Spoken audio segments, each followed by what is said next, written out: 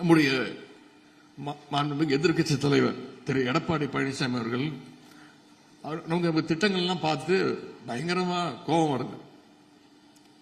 வரத்தான் செய்யும், வேற வழி இல்லை அவருக்கு. மக்கள் நம்முடைய திட்டங்களை எப்படி கொண்டாடுறாங்க பார்த்து அவருக்கு கோபம் வருது, எரிச்சல் வருது. நம்முடைய முதலமைச்சர்களை மக்கள் வாழ்த்திக்கிட்டு இருக்காங்க, அதனால அவருக்கு அந்த வயிற்றெரிச்சல் வந்துகிட்டு இருக்கு. அது மட்டுமல்ல, இன்னொரு கேள்வி கேட்கிறார், ஏன் எல்லா திட்டத்திற்கும் கலைஞர் பேரை வைக்கிறீங்க அப்படின்னு ஒரு கேள்வி வேற கேட்டிருக்கிறார். தன்னுடைய 96வது வயசு வரைக்கும் தமிழ்நாட்டுக்காக, தமிழ் மக்களுக்காக ஓயாது உழைத்த முத்தமிழர் கலைஞர் பேரை சூட்டாம நாம வேற யார் பேரை சூட்ட முடியும்? கூவத்துல ஊர்ந்து போன கரப்பாம்பூச்சி பேரை வைக்கலாமா? இல்ல மறைந்த தலைவர்கள், முன்னாள் முதலமைச்சர்கள் திரு எம்ஜிஆர் அவர் பெயரையோ, மறைந்த முதலமைச்சர் அம்மையார் ஜெயலலிதா அவருடைய பெயரையோ சுட்டினா அவங்க பேரை வச்சா கூட திரு எடப்பாடி பழனிசாமி அவர்கள் ஒத்துக்க மாட்டார்.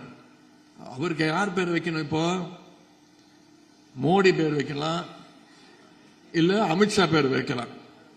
இன்னும் சொல்ல போனா பாத்தீங்கன்னா ஒரு 3 மாசத்துக்கு முன்னாடி என்ன சொன்னாரு, எந்த நேரத்திலையும் பாஜகவோடு கூட்டணி கிடையாதுன்னு சொன்னாரு. உங்களுக்கு ஞாபகம் இருக்கும்.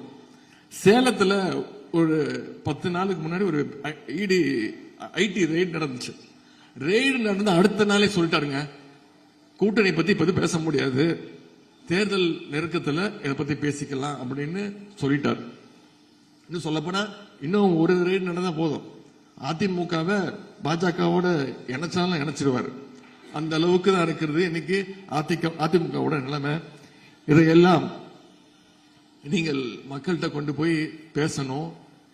ஒவ்வொருத்தரும், நம்முடைய தலைவர் அவர்கள் சொல்லியிருக்காங்க, வர்ற 2026 தேர்தல் மிக மிக முக்கியமான தேர்தல்.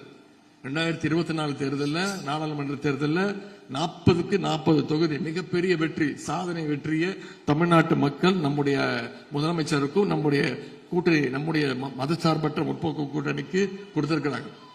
அதன் தொடர்ச்சியாக 2026 குறைந்தது 200 சட்டமன்ற தொகுதியில் வென்றாக வேண்டும் என்று தலைவர் அறிவுறுத்திருக்கிறார். அதற்கு நீங்கள் உங்களுடைய பங்களிப்பை நீங்கள் தர வேண்டும். நம்முடைய கழக அரசுடைய திட்டங்களை எல்லாம் நீங்க மக்கள்கிட்ட கொண்டு போய் சேர்க்க வேண்டும். ஒவ்வொரு வீடாக ஏறி இறங்க வேண்டும். இலக்கு 200 என்பதை மனதில் இருந்து ஒவ்வொரு வாக்காளரையும் தேர்தலுக்கு முன்பாக 4 முறை அல்லது 5 முறையாவது சந்தித்து பேசி அவங்ககிட்ட நம்முடைய திட்டங்களை பற்றி சொல்ல வேண்டும். அடுத்து வருகின்ற ஒவ்வொரு நாளும் மிக மிக முக்கியம். 7வது முறையாக கழகத்தை ஆட்சி கட்டில் அமைக்க அயராது உழைக்க வேண்டும் என்று நம்முடைய உடன்பிறர்களை அத்தனை பேரையும் நான் கேட்டுக்கொள்கின்றேன். இங்கே இல்வாழ்வு இணைகின்ற 48 இணையர்களுக்கும் ஒரே ஒரு வேண்டுகோள். அண்ணன் பொன்முடி அவர்கள் சொன்னது போல, நீங்கள் ஒருவரை ஒருவர் புரிந்து கொண்டு சுயமரியாதையுடன் வாழ வேண்டும். உங்களுக்கு பிறக்குகின்ற குழந்தைகள், அது ஆணாக இருந்தாலும் சரி, பெண்ணாக இருந்தாலும் சரி, அழகான ஒரு தமிழ் பெயர் சூட்ட வேண்டும் என்று நான் கேட்டுக்கொள்கின்றேன். ஒவ்வொரு இணையரும் பெரியாரும் பகுத்தறிவும் போல, அண்ணாவும் மாநில சுயாட்சியும் போல, கலைஞரும் கழகமும் போல, நம்முடைய தலைவர்களும் உழைப்பும் போல பல்லாண்டு வாழ்க வாழ்க என்று வாழ்த்தி அண்ணன் ஆர்டி சேகர் அவர்களுக்கு மீண்டும் என்னுடைய நன்றியை தெரிவித்து வாய்ப்புக்கு நன்றி கூறி விடைபெறுகின்றேன். நன்றி, வணக்கம்.